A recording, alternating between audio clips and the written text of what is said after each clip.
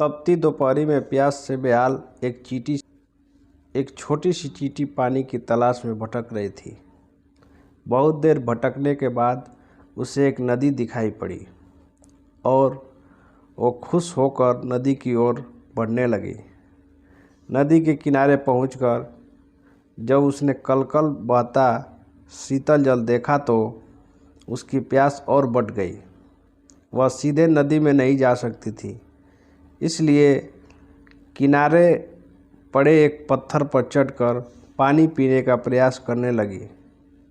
लेकिन इस प्रयास में वह अपना संतुलन खो बैठी और नदी में गिर पड़ी।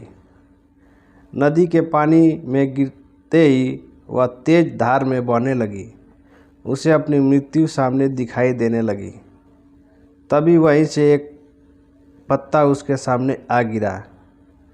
किसी तरह वह उस पत्ते पर चढ़ गई। वह पत्ता नदी के किनारे स्थित एक पेड़ पर बैठे कबूतर ने फेंका था, जिसने चींटी को पानी में गिरते हुए देख लिया था और उसके प्राण बचाना चाहता था।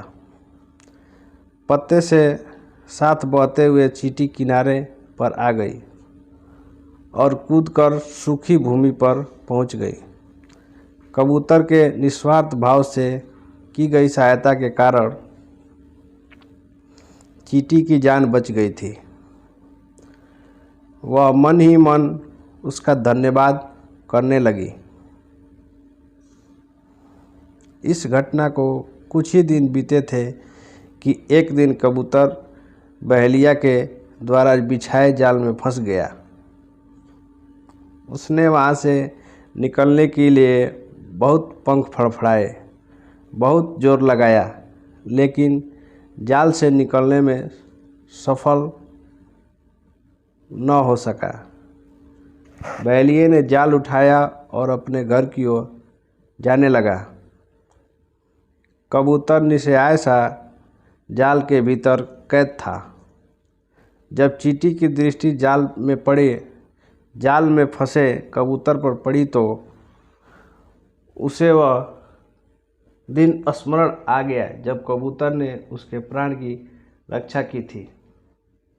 चींटी तुरंत बहेलिये के पास पहुंची और उसके पैर पर जोर जोर से काटने लगी। बहेलिया दर्द से छटपटाने लगा। जाल पर से उसकी पकड़ ढीली पड़ गई और जाल जमीन पर जा गिरी। कबूतर को जाल से निकलने का अवसर प्राप्त हो चुका था। वह झटपट जाल से निकला और उड़ गया। इस तरह चींटी ने कबूतर के द्वारा किए गए उपकार का फल चुकाया।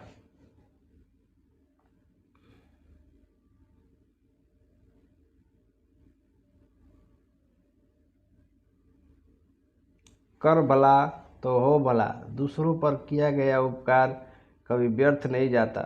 उसका प्रतिफल कभी न कभी अवश्य प्राप्त होता है। इसलिए सदा निस्वार्थ भाव से दूसरों की सहायता करनी चाहिए।